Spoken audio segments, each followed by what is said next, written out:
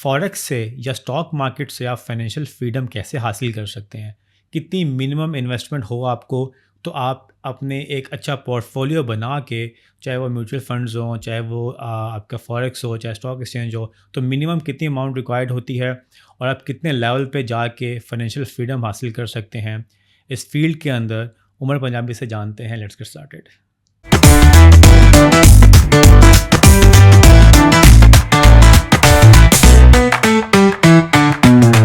और सेकेंडली ये भी तो कहते हैं ना कि surround your self with open minded people. अब फॉर एग्जांपल आपका ऐसा दोस्त है, सिंपल एग्जांपल देता हूँ, जो 9 to 5 जॉब कर रहा है, उसने कभी ज़िंदगी में बिजनेस ही नहीं किया, तो वो फिर आपका भी माइंडसेट वैसा रहेगा। तो क्या आपने इस चीज़ को एक्सपीरियंस किया कि मैं अपना ये जो गैदरिंग है उसको चेंज करके उन लोगों के साथ बैठूँ जहाँ पे जो लोग मिलियंस कमा रहे हैं? तो जब मैं अपने जर्नी में शुरू हो रहा था तो आसपास के मेरे जो भी दोस्त लोग थे सब गलत कामों में हैं, क्लब पे जाके बैठ रहे हैं, कुछ नहीं कर रहे लाइफ में। तो पहला जो मेरा 3 साल का जर्नी था पूरा मैं अकेले ही निकाला है मैंने, बिकॉज अब लोग यही पूछते हैं कि मेरे पास ऐसे लोग नहीं है जो बिजनेस कर रहे हैं, जो मिलियनेयर्स है, जो सोच रहे हैं। ये क्वेश्चन आता है, मेरे पास ऐसे लोग नहीं है तो मैं क्या करूँ? तो मैं यही सजेस्ट करता हूँ कि उन गलत लोगों के साथ रहने से अच्छा अकेले रहो। जब आप रेडी रहोगे ना तो सही लोग आपकी लाइफ में ऑटोमेटिकली आ जाएंगे। बिकॉज अब लोग ये तो सोचते हैं कि मुझे मिलियनर्स के साथ बैठना है, बट एक मिलियनर आपके साथ क्यों बैठेगा? आपको भी तो कुछ वैल्यू प्रोवाइड करनी पड़ेगी उनकी लाइफ में, right? So everything in the universe today it's all a give and take. हम कार्बन डाइऑक्साइड देते हैं ट्रीज को, तो ट्रीज गिव अस ऑक्सीजन। कोई भी ऐसे ही एग्जिस्ट नहीं कर रहा, right? Everything is existing because कोई किसी को कुछ दे रहा है। सो अगर आप किसी को और को वैल्यू नहीं प्रोवाइड कर सकते तो सामने वाला आपके साथ टाइम नहीं स्पेंड करे, बिकॉज एक मिलियनेयर के लिए सबसे ज़्यादा इंपॉर्टेंट उनका टाइम है। So the number 1 step of networking is to become a valuable person. आप पहले वैल्यूएबल पर्सन तो बन जाओ जो एक मिलियनर के साथ में बैठ सके, बिकॉज नहीं है आपके पास वैल्यू प्रोवाइड करना तो आपको मैं बिलियनर के साथ बैठा दूंगा, आप कुछ नहीं कर पाओगे। तो that is something very important. Again वही बात लगी, माइंडसेट। आपका माइंडसेट ही नहीं होगा तो आप बिलियनर के पास भी बैठ जाओ तो सेम अगर ऐसे रहोगे। Correct. I know so many people जो जिनके पास जनरेशनल वेल्थ है but they don't know how to strike a conversation. उनको यही नहीं पता है कि एक नॉर्मल इंसान से बात कैसे करें, कहीं भी कुछ भी बोल देते हैं। सो इट्स वेरी इंपॉर्टेंट कि आपके पास ये सारी स्किल्स होना चाहिए, आपके पास कुछ वैल्यू होनी चाहिए प्रोवाइड करने के लिए। वैसे यंग जनरेशन्स को सबसे पहले तो ऑब्वियसली बुक्स पढ़नी चाहिए और अपना नेटवर्किंग अच्छी करनी चाहिए। इनके चलें आप नेटवर्किंग अच्छी नहीं कर सकते तो देखो यूट्यूब भरा पड़ा है, पॉडकास्ट सुनो, 100% लोगों की पॉडकास्ट सुनो, आपको पता चलेगा कि उसने अपनी जर्नी कैसे स्टार्ट की, कहाँ पे वो पहुंचा, बिजनेस स्टार्टअप्स कैसे हुए, कहाँ पे गए। तो ये भी एक बहुत अच्छी एक ऑब्वियसली बात है, लर्निंग कर्व है लोगों के लिए कि यूट्यूब है, 100% देखें। एब्सोल्युटली, क्योंकि 2020 के बाद तो बहुत ज़्यादा हो गया, राइट? इन्फॉर्मेशन इतनी ज़्यादा हो गई इंटरनेट पे कि मैं तो आज यही सोचता हूँ कि एक इंसान इस एज में कैसे गरीब हो सकता है। All you have to do is just use the internet and कुछ चीज़ें करनी है and then you can make money. अपना प्लान, बिजनेस प्लान बनाओ, माइलस्टोन्स बनाओ, स्टेप्स बनाओ, देन रिस्क लेना है बस। रिस्क लेना, risk is very important. Risk के बगैर तो आप कुछ भी नहीं कर सकते। करेक्ट। अच्छा, 9 to 5 जॉब से बंदा कैसे बाहर आ सकता है? सो 9 to 5 जॉब से बाहर आने के लिए सबसे पहले तो आप 5 to 9 क्या कर रहे हो वो ज़्यादा इंपॉर्टेंट है। जॉब के बाद आप कहाँ टाइम स्पेंड कर रहे हो, बिकॉज मोस्ट इंपॉर्टेंटली ये होता है कि अब जो भी 9 to 5 कर रहा है उसकी 9 to 5 में इतनी हालत हो जाती है। अब हमारी कंट्रीज में तो 9 to 5 का कंसेप्ट नहीं है, हम तो 9 to 9 करते हैं, 12-12 घंटे की शिफ्ट होती है। करेक्ट। तो बहुत इंपॉर्टेंट ये है कि आप टाइम कैसे निकालते हो उस पर्टिकुलर शेड्यूल में। आप वीकेंड्स पे क्या कर रहे हो? वीकेंड्स पे आप क्लब जा रहे हो तो भूल जाओ फिर 9 to 5 से बाहर निकलना। वीकेंड्स पे आप अगर कुछ बिजनेस प्लान बना रहे हो या आप कुछ प्रोडक्टिव कर रहे हो जो आपको इवेंचुअली 9 to 5 से बाहर निकालेगा, then there is a chance. तो जो भी 9 to 5 के अलावा टाइम मिल रहा है उसमें अपने आप को एजुकेट करो अबाउट बिजनेस, न्यू स्किल सीख लो कोई। एग्जैक्टली, कोई न्यू स्किल सीख लो जो आपको पे कर सकती है। And then eventually like for example अब कोई 9 to 5 कर रहा है, 9 to 5 के बाद ट्रेडिंग सीख रहे हो आप, अब धीरे धीरे आप जॉब के साथ साथ ही ट्रेडिंग करो। आप ट्रेडिंग में जब तक उतनी इनकम नहीं हो जाए कि आपकी जॉब से डबल आप कमा रहे हो तब तक जॉब मत छोड़ो। अब बहुत सारे लोग ये करते कि पहला 2-3 बार प्रॉफिट देखा, जॉब छोड़ दी, कॉलेज ड्रॉप आउट कर लिया।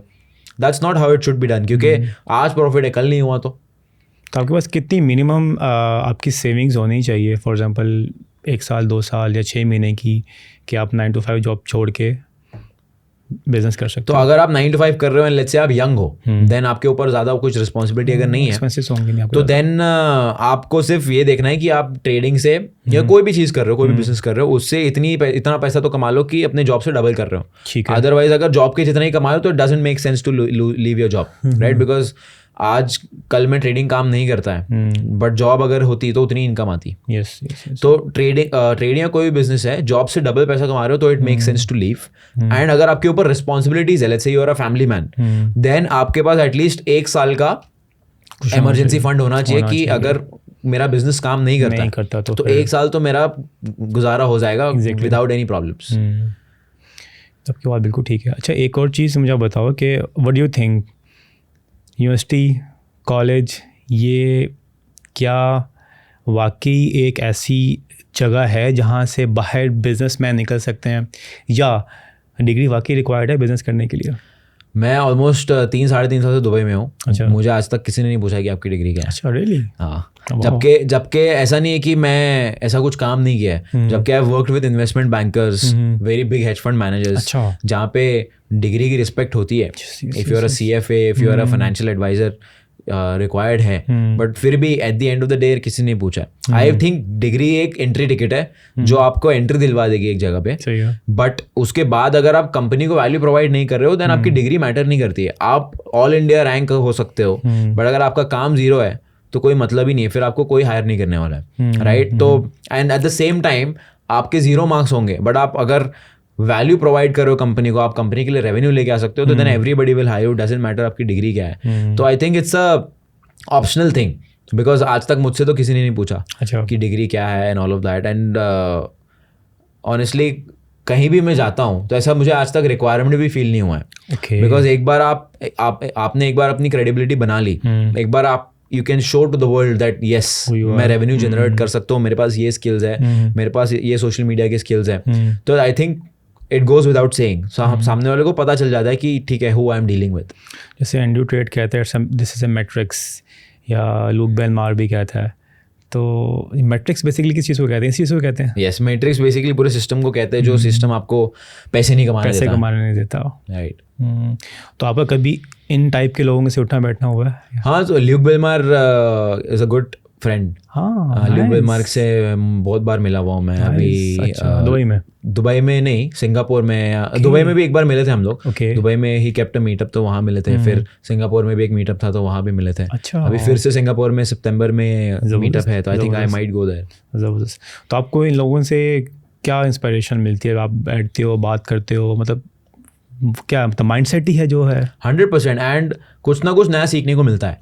एंड एक सबसे इम्पॉर्टेंट चीज़ मैं ये सजेस्ट करता हूँ लोगों को कि अगर आपके पास चांस है ऐसे लोगों के साथ बैठने उठने का, अब ऑब्वियसली फर्स्ट कैटेगरी तो ये जिनके पास चांस ही नहीं है, बट अगर if you are lucky enough to get a chance to sit with such people, जो एडवाइस वो दे रहे हैं ना उसको चुपचाप बिना दिमाग लगाए फॉलो कर लो। बिकॉज अगर वो ऐसे इंसान की तरफ से आ रही है, इट हैज़ टू वर्क।